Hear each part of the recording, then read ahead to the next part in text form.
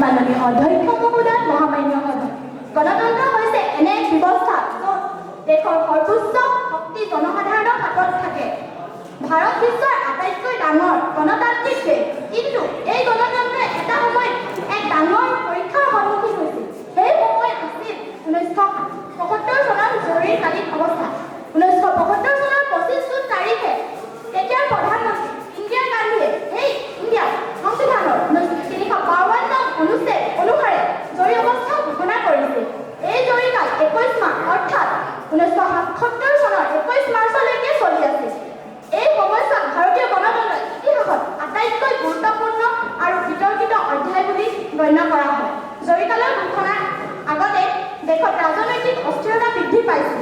আদালতে প্ৰধানমন্ত্ৰীৰ নিৰ্বাচন অবৈধ বুলি ঘোষণা কৰিছিল। দেশজুৰি প্ৰতিবাদ চলিছিল।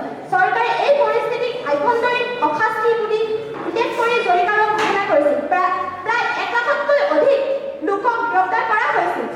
MISA আইনৰ ব্যৱহাৰ কৰি বহু লোকক বিনা বিচাৰত বন্দী কৰা হৈছিল। লোকসভাৰ কাৰ্যকাল 5 বছৰৰ পৰা 6 বছৰত বৃদ্ধি পাবলৈ সক্ষম হৈছিল। মৌলিক অধিকাৰ, বিশেষকৈ বাক স্বাধীনতা সীমিত কৰা হৈছিল। এই সময়তে দেখুৱাই যে সেই সময়ত গণতন্ত্ৰৰ স্বাভাৱিক ব্যৱস্থা বাধাগ্ৰস্ত হৈছিল। সংবাদ মাধ্যমত গণতন্ত্ৰৰ এক গুৰুত্বপূৰ্ণ স্তম্ভ, কিন্তু জৰুৰীকালত সংবাদ মাধ্যমৰ স্বাধীনতা সীমিত কৰা হৈছিল। বাতৰি প্ৰকাশ কৰাৰ আগতে চৰকাৰে অনুমতি ল'ব লগা হৈছিল। ইয়াৰ ফলত জনসাধাৰণে সম্পূৰ্ণ তথ্য জানিবলৈ সক্ষম হোৱা নাছিল।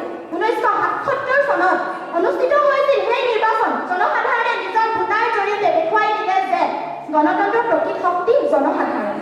চৰকাৰ সলনি হ'ল, গণতন্ত্ৰ পুনৰ শক্তিশালী হ'ল। এই গণতন্ত্ৰৰ পুনৰ বিষয় আছিল। জৰুৰীকালীন পিছত সংবিধান সংশোধন কৰিছিল। বিশেষকৈ ভাৰতীয় সংবিধান 44 নং সংশোধনী আইনৰ জৰিয়তে গণতান্ত্ৰিক অধিকাৰ সুৰক্ষিত কৰা হৈছিল। অৱশেষত মই এইটোৱে ক'ব বিচাৰোঁ, মাননীয় অধ্যক্ষ মহোদয়, আমি ইয়াৰ পৰা দেখিলোঁ যে ভাৰতীয় গণতন্ত্ৰই নিজৰ ভুলৰ শিক্ষা লৈছে।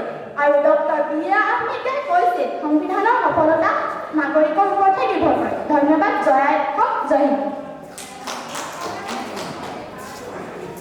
ধন্যবাদ। লাষ্ট